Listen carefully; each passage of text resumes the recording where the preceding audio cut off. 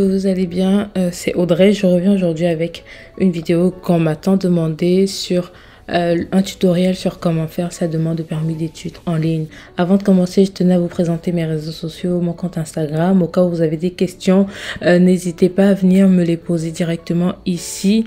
Je réponds à vraiment tous mes messages, même si ça peut me prendre du temps, je réponds à tous mes messages. En parallèle, j'ai créé un groupe d'entraide il y a de cela quelques mois déjà. Un groupe d'entraide et d'échange dans lequel vous allez retrouver des étudiants qui sont dans la même situation que vous. Et donc, si vous souhaitez échanger avec eux ou bien poser vos questions tout simplement, n'hésitez pas à venir cliquer sur ce lien-ci qui se trouve sur mon profil. Et voilà, on va pas trop bavarder, on va directement rentrer dans le vif du sujet. J'ai trouvé un tutoriel en ligne qui était déjà tout fait, bien présenté, que je vais juste vous représenter parce que je n'ai pas envie de recréer un compte sur le site du gouvernement du Canada pour saturer. C'est pour ça que je préfère ne pas le faire en live. Je préfère juste vous montrer. En gros, vous verrez, cette présentation est vraiment bien faite avec les captures d'écran qu'il faut. Je vous mettrai ce lien là. Tout d'abord, pour commencer, il faut cliquer sur ce lien-ci. Le lien, je vous le mettrai dans la barre de description pour la voir. C'est ici que tout commence pour créer pour débuter sa demande de permis d'études. C'est ici que tout commence. Je vous partagerai ce lien dans la barre de description. Donc, par la suite, vous choisissez la langue. Une fois que vous avez cliqué sur ce lien, donc comme ici, vous tombez là. Comme sur la capture d'écran que vous voyez, vous choisissez la langue qui vous correspond, le français ou l'anglais. Et en fonction de ça, vous avez un écran qui s'affiche soit en français, soit en anglais. Par la suite, vous devez cliquer sur ma demande.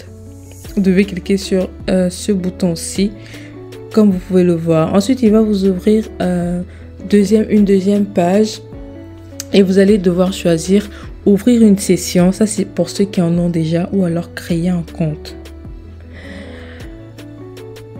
Et donc, par la suite, il faudra choisir l'option 1, clé GC. Ouvrir une session avec une clé GC. Vous cliquez là-dessus. Et ensuite, vous allez cliquer sur s'enregistrer. Ici. Bon, là, c'est pour ceux qui ont déjà un compte. Ici, c'est pour ceux qui ont déjà un compte. Donc, ces personnes-là peuvent directement se connecter ici. Mais pour les personnes qui n'ont rien, c'est vraiment la toute première fois que vous commencez. Vous cliquez là sur s'enregistrer. Une fois que vous avez cliqué sur s'enregistrer, vous devez accepter toutes les conditions de confidentialité, ainsi de suite. Donc là, vous cliquez sur accepter pour pouvoir continuer. Parce que de toutes les façons, même si vous cliquez sur je refuse, ça s'arrête là, ça ne pourra pas continuer. Donc, il faut cliquer sur j'accepte. Une fois que c'est cliqué sur j'accepte, on va vous demander de créer un nom d'utilisateur. Un nom d'utilisateur, c'est pas une adresse mail. C'est pas une adresse mail, c'est vraiment peut-être votre prénom, votre nom, tout collé. On vous demande, vous rentrez ça, puis vous cliquez sur continuer et par la suite, vous devez créer un mot de passe. Voici toutes les conditions que doivent respecter le mot de passe. Minimum 8 caractères. En gros, vous allez lire une lettre majuscule, minuscule, un chiffre, un caractère spécial. Voici toutes les conditions que doivent respecter le mot de passe. Juste là. Donc, une fois que c'est fait, ils vont vous demander de remplir, de répondre à quelques questions de sécurité. En gros, ces questions vous permettent de récupérer votre compte au cas où un jour vous essayez de vous connecter puis vous avez oublié votre mot de passe. Ces questions-là, en gros, sont des questions personnelles sur vous. Vous choisissez une question ici. Par exemple, vous choisissez par exemple une question, quelle était la première école dans laquelle j'ai étudié, et puis là vous mettez une réponse.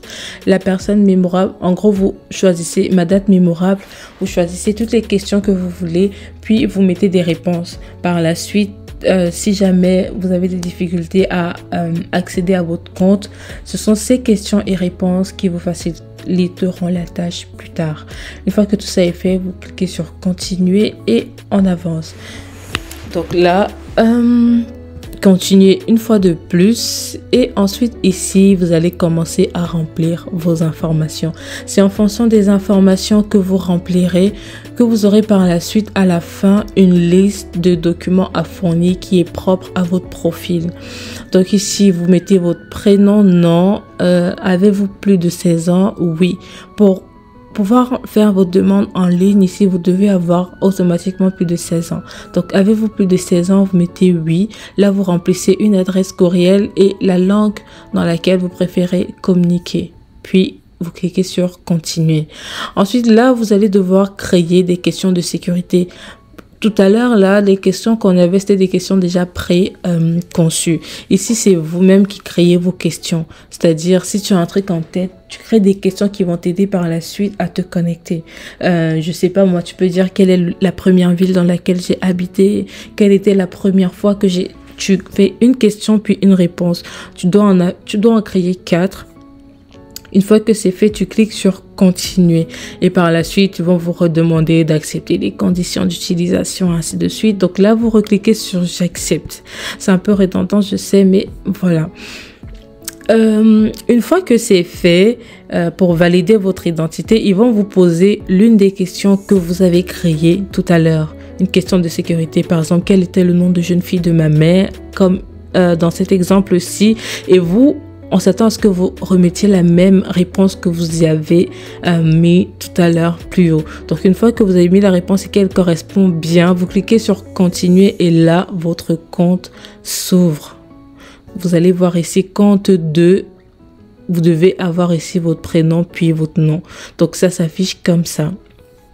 Cet espace, le compte pour faire la demande de permis d'études, ça s'affiche comme ça. Maintenant, ici en bas, vous avez plusieurs catégories de demandes.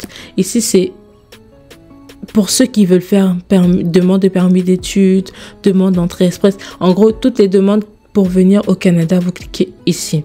Si vous voulez faire une demande de réfugié, ce qui n'est pas le sujet de cette vidéo, c'est ici. Puis, si vous êtes un étudiant et que vous souhaitez changer d'établissement, là, il faut prévenir le IRCC, il faut prévenir le gouvernement. C'est ici que vous allez cliquer sur étudiant, changer d'établissement. Mais nous, revenons à nos moutons. Vous allez cliquer là sur présenter une demande pour venir au Canada. Présenter une demande pour venir au Canada. Donc là, ils vont vous reposer quelques petites questions. Vous êtes concerné par ça. Ici, juste là. C'est pas visa visiteur, mais c'est permis d'études. Vous êtes concerné par ce bouton-ci. Vous cliquez là sur permis d'études. Et donc, ils vont vous reposer des questions. Qu'est-ce que vous voulez faire au Canada? Étudier. Pendant combien de temps? Généralement, c'est plus de 6 mois. Donc, vous cliquez sur temporairement plus de 6 mois. Le territoire associé à votre passeport, c'est-à-dire votre nationalité. Vous cliquez, je sais pas moi, si vous êtes français, si vous êtes camerounais, si vous êtes togolais, congolais, tout ce que vous voulez. Vous choisissez ici votre nationalité. Le pays dans lequel vous résidez au moment où vous faites la demande. Ça peut différer de votre pays de nationalité. Vous pouvez être camerounais, mais vous vivez en France. Vous pouvez être français, mais vous vivez en Belgique. Donc là, on vous demande le territoire dans lequel vous résidez actuellement. Puis, est-ce que vous avez un membre de la famille qui est citoyen canadien ou résident permanent? Quand on entend par membre de la famille, c'est mère, père, enfant, frère, sœur, ou alors conjoint. Tout ce qui est oncle, cousin très éloigné n'est pas pris en compte ici. Votre date de naissance, une fois que c'est fait, vous cliquez sur suivant à chaque fois. Et là, vous devez juste répondre aux questions en fonction de votre profil. Est-ce que vous êtes résident de Saint-Pierre-et-Miquelon? Non, vous ne l'êtes pas. Vous cliquez sur non, puis sur suivant. Vous continuez tout simplement à répondre aux questions. Est-ce que vous avez le statut de résident permanent des États-Unis? Non. Est-ce que vous avez été accepté dans un établissement d'enseignement supérieur? Oui. Pour pouvoir faire une demande de permis d'études, il faut au préalable avoir reçu une offre d'acceptation d'un établissement. Donc, automatiquement, ici, c'est oui. Puis, suivant, votre statut, célibataire, marié, comme vous voulez. La province dans laquelle vous allez étudier, le Québec, l'Ontario, vous sélectionnez tout simplement province. Et là, ils vous disent que vous avez besoin d'un permis, enfin, vous avez le profil étudiant, donc vous aurez besoin d'un permis d'études. Avec permis de travail hors campus, parce que les deux sont associés. Quelqu'un qui a un permis d'études a le droit de travailler hors campus, donc les deux sont comme associés ou liés. Et donc là, ils vont vous reposer quelques questions pour vous fournir une liste de documents. Pour vous fournir une liste de documents personnels et propres à votre profil. Donc, ils vont vous demander, est-ce que c'est pour un programme d'échange? Généralement, c'est non. Est-ce que le travail est-il une composante essentielle de vos études? Normalement, c'est non. Mais pour ceux qui font un stage, pour ceux qui vont faire un stage, il faut répondre ici oui. Parce que ceux qui ont un stage à la fin, vont recevoir 2 permis. Un permis d'études et puis un permis de travail qui concerne leur stage. Si vous n'avez pas de stage et que vous allez faire un parcours avec comme mémoire, projet supervisé, vous laissez non. Mais si vous devez faire un stage, il est essentiel que vous cliquez sur oui, sinon vous n'aurez pas tous les papiers nécessaires. Ensuite, voilà, franchement, vous continuez de répondre. Vous continuez de répondre selon votre profil. Est-ce que vous accompagnez un membre de la famille? Normalement, non. Si c'est le cas, vous mettez oui. Est-ce que vous avez déjà connu des infractions criminelles? Non. Est-ce que vous avez subi un examen médical effectué par un médecin désigné autorisé par CIC au cours des 12 derniers mois? Si c'est oui, vous mettez oui. Si vous avez déjà passé l'examen médical. Si c'est non, vous mettez non. Normalement, pour une première demande, c'est encore non. Mais si c'est pas la première fois que vous faites la demande, alors vous pouvez cliquer sur oui si vous l'avez fait. Est-ce que vous avez visité un des pays désignés ou vécu pendant 6 mois consécutifs au cours de la dernière année? Vous répondez en fonction de... Ça, c'est vraiment des questions propres à chacun. Donc oui, si vous avez été pendant 6 mois dans un pays au cours de la dernière année, est-ce que vous allez présenter une demande pour un membre de votre famille? Non. Si vous y allez seul, et puis oui, si vous êtes accompagné par exemple de votre épouse, enfant ou whatever, je ne sais quoi. Et donc par la suite, est-ce que vous donnez l'accès à quelqu'un de faire votre demande à votre place? Vous cliquez sur non. Et donc là, franchement, la suite, c'est juste des questions. Au cours des 10 dernières années, avez-vous fourni vos empreintes digitales? Normalement, non, si c'est la première fois que vous entamez une demande. Et puis, pour ceux qui avaient déjà fait une demande au préalable, il se peut que vous ayez déjà fourni vos données biométriques. Et par la suite, on vous dit qu'il y aura des frais liés à cette demande. Est-ce que vous serez en mesure de les payer? Oui, je vais payer. Oui, je paierai mes frais. Et ensuite, on reclique sur suivant. On vous dit ici, vous aurez à numériser certains documents parce que vu que la demande se fait en ligne, vous devez fournir des documents numérisés. Vous devez fournir comme par exemple, votre passeport, tout ça, vous devez les envoyer sous forme de scan. Donc, on vous demande juste si vous avez un truc à disposition pour scanner tous ces documents-là. Donc, oui, vous cliquez ici. Oui, ici, est-ce que vous avez un moyen de paiement de votre demande de permis d'études? Oui, je l'ai, j'ai une carte j'ai une carte de crédit, j'ai une carte Visa qui me permettra de payer. Et donc, la dernière page qui s'affiche, c'est juste pour réviser vos réponses, c'est-à-dire, vous aurez comme un récapitulatif de tout ce que vous aurez répondu au préalable.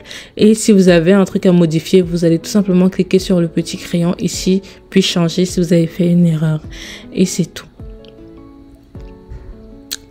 Tout ça là, ce sont juste des consignes. On vous dit juste que vous aurez à présenter les formats qui sont acceptés pour les documents que vous allez envoyer. Donc là, une fois que vous avez répondu à toutes ces questions, il y a une liste qui sort automatiquement en fonction de votre profil. La liste, généralement, est constituée de ça. Donc là, vous avez tous les papiers à fournir. Ça peut varier d'une personne à l'autre, ça peut varier d'une nationalité à l'autre, mais la plupart du temps, voici la liste des documents qu'on vous demandera de fournir. Dans un premier temps, vous devez remplir une demande Donc en gros ça, vous allez télécharger le fichier. Puis remplir, en gros vous allez cliquer ici, vous allez faire sortir le formulaire. Le formulaire, ça s'appelle le formulaire de demande de permis d'études. Vous allez l'ouvrir, puis remplir. C'est pas compliqué, c'est juste votre nom, vos prénoms, l'établissement dans lequel vous allez fréquenter. C'est tout.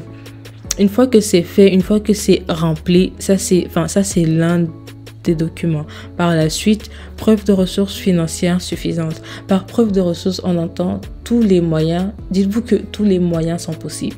Tout ce qui peut prouver que vous avez de l'argent, des moyens, tout ce qui peut prouver que vous serez en mesure de vivre convenablement au Canada. Ça peut être une lettre de la banque qui dit que vous avez telle somme dans votre compte bancaire. Ça peut être des papiers de terrain. Ça peut être des cartes grises de voiture. Ça peut être des papiers de maison dont vous êtes propriétaire ou alors vos parents. Si ce n'est pas vous-même qui prenez en charge tous ces frais, vous allez mettre les papiers de vos garants.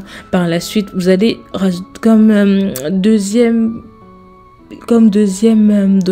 troisième document, votre CAQ. Normalement, avant de faire la demande de permis d'études, vous avez besoin du CAQ si vous venez dans la province du Québec. Pour les autres provinces, vous n'allez pas avoir fourni ce papier-là. Puis, une copie de votre passeport aussi. Les renseignements sur la famille, ça, c'est aussi un formulaire que vous allez cliquer qui va se télécharger automatiquement. Vous allez tout simplement remplir. Ils veulent juste avoir le nom de vos père, mère, puis la liste de vos frères et sœurs, date de naissance et tout ça. Et ça aussi, ça c'est un autre formulaire, l'autorisation de communiquer vos renseignements personnels. C'est un autre formulaire. À chaque fois que vous voyez IMM, ça veut dire en gros c'est un formulaire. Vous allez cliquer, il y a un formulaire qui va se télécharger, puis vous aurez juste à remplir et par la suite importer ici.